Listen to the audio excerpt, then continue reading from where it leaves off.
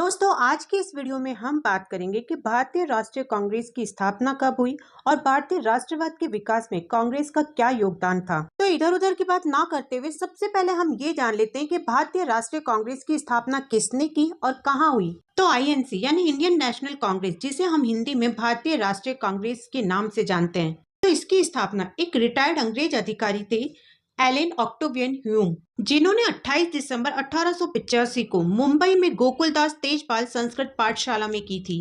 अब भारतीय कांग्रेस की स्थापना तब हुई थी जब देश भर से 72 प्रतिनिधि 1885 में मुंबई में एक साथ मिले थे और उन प्रतिनिधियों में जो प्रमुख प्रतिनिधि थे उनमें थे दादा भाई नौरोजी, सुरेंद्रनाथ बैनर्जी, बदरुद्दीन तबजी, फिरोज शाह मेहता, डब्ल्यू.सी. बैनर्जी, एस. राधास्वामी मुदलियार, एस. सुब्रमण्यम अय्यर और रमेश चंद्र दत्त थे। अब ये जो अंग्रेज एलन ऑक्टेवियन ह्यूम थे, वो पूर्व ब्रिटिश सिविल सेवक थे जो कि भारतीय राष्ट्रीय कांग्रेस के संस्थापक सदस्यों में से एक थे। अब भारतीय राष्ट्रीय कांग्रेस जनरली कांग्रेस पार्टी या फिर कांग्रेस के नाम से जानी जाती है, जो कि भारत में एक राजनीतिक दल है जो कि एशिया और अफ्रीका में ब्रिटिश साम्राज्य में उभरने वाला पहला आधुनिक राष्ट्रीयता आंदोलन था।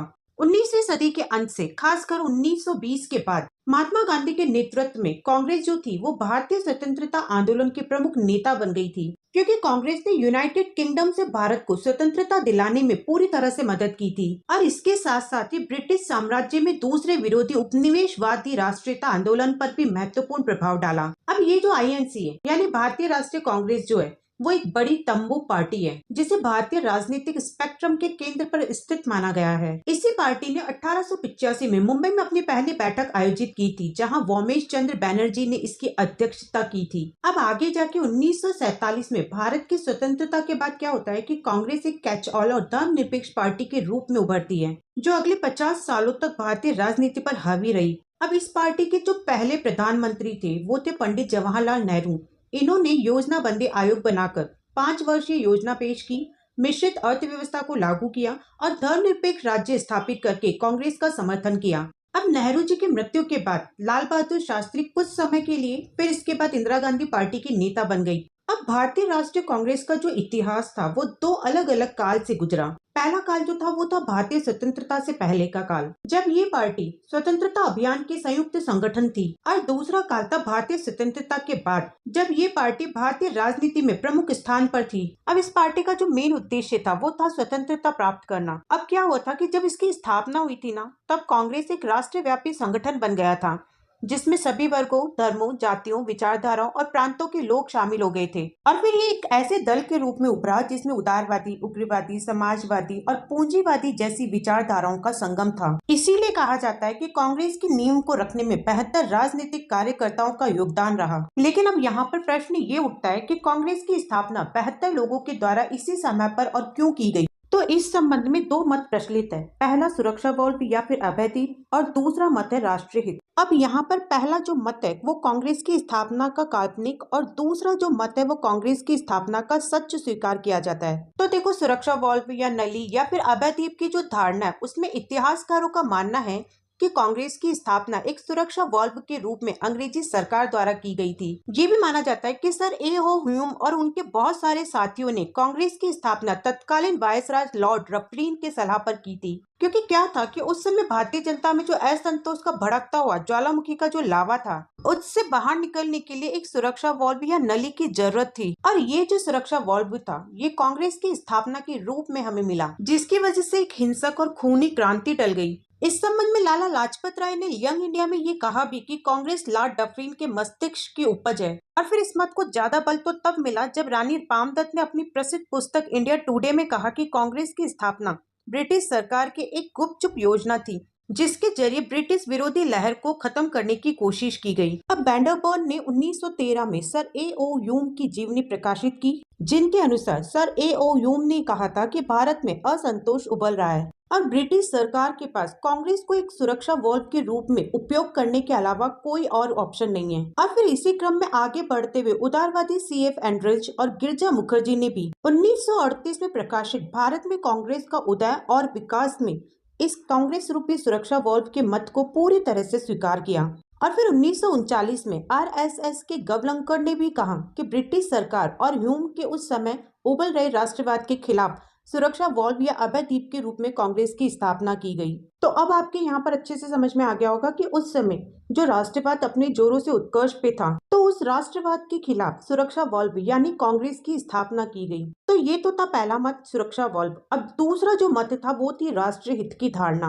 अब राष्ट्रीय हित की धारणा में क्या था कि जो इस मत के समर्थक थे वो कांग्रेस की स्थापना का सच यानी राष्ट्रीय हित की धारणा को स्वीकार करते थे। क्योंकि क्या था कि 1885 में भारतीय राष्ट्रीय कांग्रेस की स्थापना न तो अप्रत्याशित घटना थी और न ही ऐतिहासिक दुर्घटना थी, क्योंकि 1860 और 1870 के दशक से ही भारतीयों में राजनीतिक चेतना पनपने लगी थी। भारतीय जनता जागरूक हो चुकी थी और उस चेतना और जागरूकता की पराकाष्ठा ही भारतीय राष्ट्रीय कांग्रेस की स्थापना थी। इसलिए इनके निष्कर्ष में ये कहा जा सकता है कि दोनों मतों में थोड़ी बहुत सच्चाई है, लेकिन मुख्य रूप से तो भारतीय राष्ट्रीय कांग्रेस की स्थापना का जो मेन उद्देश्य था वो राष्ट्रीय हित ही था। तो अब आपके भी क्लियर हो चुका है कि भारतीय राष्ट्रीय कांग्रेस की स्थापना का जो मेन उद्देश्य था वो राष्ट्रीय हित था। अब अगर भारतीय राष्ट्रीय कांग्रेस की स्थापना का मेन उद्देश्य राष्ट्रीय हित था, तो फिर जाहिर सी बात है कि भारतीय राष्ट्रवाद के विकास में कांग्रेस ने योगदान भी दिया होगा। तो चलिए हम भी देख लेते हैं कि भारतीय राष्ट्रवाद के विकास में कांग्रेस ने किस तरह से योगदान दिया। अब देखो, भारतीय राष्ट्रवाद के विकास में भारतीय राष्ट्रीय कांग्रेस की महत्वपूर्ण भूमिका रही थी, जिन्हें कुछ खास पॉइंट्स के आधार पर समझा जा सकता है। जैसे पहला पॉइंट है राजनीतिक असंतोष को वैधानिक उपायों के द्वारा व्यक्त करना। अब क्या था कि कांग्रेस ने भारत की जितनी भी शिक्षित जनता थी उन्हें अपने मंच से ब्रिटिश शासन के प्रति असंतोष प्रकट करने का मौका दिया, क्योंकि 1889 में कांग्रेस की जो रिपोर्ट थी उसमें इसके बारे में लिखा गया है कि कांग्रेस आंदोलन की यह महत्ता थी कि उसने भारत में फैली हुई छोटी मोटी क्रांतिकारी संस्थाओं को दबा दिया था और राजनीतिक असंतोष को वैधानिक उपायों के द्वारा व्यक्त करने का साधन प्रस्तुत किया। अब दूसरा पॉइंट है एक राष्ट्रीय संगठन का उदय। अब कांग्रेस जो थी वो भारत की एक अखिल भारतीय संगठन थी। मतलब ये कि इस संगठन में पूरे भारत से मिले जुले लोग थे और जो दूसरे संगठन थे वो क्षेत्रीय थे, लेकिन फिर भी पूरे भारत के लिए कांग्रेस के गठन ने उसे एक अखिल भारतीय स्वरूप प्रदान किया। इनका उद्देश्य जाति, धर्म या वर्ण के भेदभाव के बिना सभी भारतवासियों का प्रतिनिधित्व करना था और यही वजह थी कि इनके नेतृत्व में भारतीय राष्ट्रीय कांग्रेस बिना किसी भेदभाव के विकसित हो सका। तीसरा पॉइंट है भारतीयों में राष्ट्रीय एकता की भावना का विकास। अब देखो, कांग्रेस में जो उदारवादी काल था या फिर कांग्रेस का जो स्टार्टिंग का जो काल था वो सामान्य यानी जनरली राष्ट्रीयता की भावना को विकसित करने में सहायक रहा, क्योंकि कांग्रेस ने ही शिक्षा दी थी कि भारतीयों को सांप्रदायिकता और प्रांतीयता की भावना से ऊपर उठकर देश की एकता के लिए कुछ करना चाहिए। कांग्रेस की प्रारंभिक जो नीतियां थी उसका जनता पर बहुत गहरा प्रभाव पड़ा, जिसकी वजह से पूरे भारत में राष्ट्रीय एकता के लिए काम किए गए। अब चौथा पॉइंट है भारतीयों को राजनीतिक शिक्षा। भारतीय राष्ट्रीय कांग्रेस ने भारत के नागरिकों को यानी भारत की जो जनता थी उन्हें प्रजातंत्र और स्वतंत्रता का अर्थ समझाया और इसके साथ साथ ही सभी तरह के विचार विमर्श करने के लिए कांग्रेस ने उन्हें एक मंच भी दिया, जिसकी वजह से क्या हुआ कि शासन से संबंधित जितने भी प्रमुख प्रश्न थे उन पर जनमत निर्माण करने का कार्य किया गया, जिसमें कांग्रेस ने व्यक्तिगत स्वतंत्रता, प्रतिनिधित्वक संस्थाओं की स्थापना, आर्थिक और सामाजिक सुधार और अंत में स्वायत्त शासन की मांग करने के लिए प्रेरित किया। अब पांचवा पॉइंट है भारतीय स्वतंत्रता संग्राम का आधार तैयार करना। कांग्रेस के उदारवादी काल ने ही भारतीय राष्ट्रीय आंदोलन की आधार भूमिका तैयार की, क्योंकि कांग्रेस ने ही गांधी जी जैसे नेताओं के लिए आंदोलन की पृष्ठभूमि तैयार की थी, जिसकी वजह से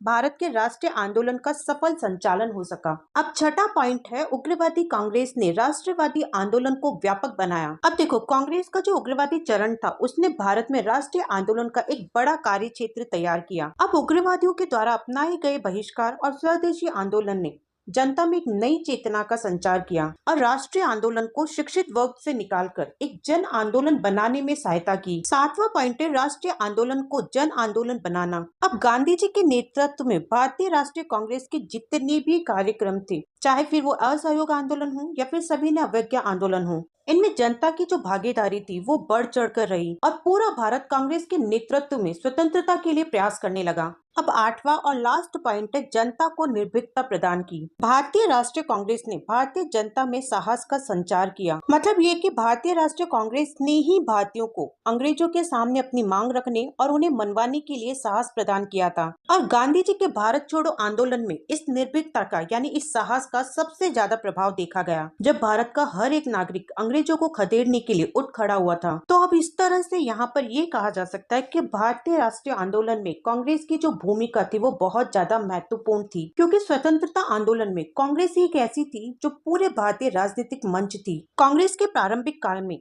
नेताओं के जरिए जिन उदार साधनों को अपनाया गया और उससे भारत में अंग्रेजों के प्रति कांग्रेस की निष्ठा का जो भाव प्रतीत होता है, उस वजह से ही भारतीय राष्ट्रीय कांग्रेस पूरी तरह से भारतीय जनमानस का मंच बन गई थी। और फिर कांग्रेस के बंटवारे के बाद इसका सिर्फ एक ही उद्देश्य था कि भारतीयों को स्वतंत्रता दिलाई जाए। इसलिए यहाँ पर हम ये कह सकते हैं कि भारत के राष्ट्रीय आंदोलन में कांग्रेस ने भारतीय जनता को शिक्षित किया था।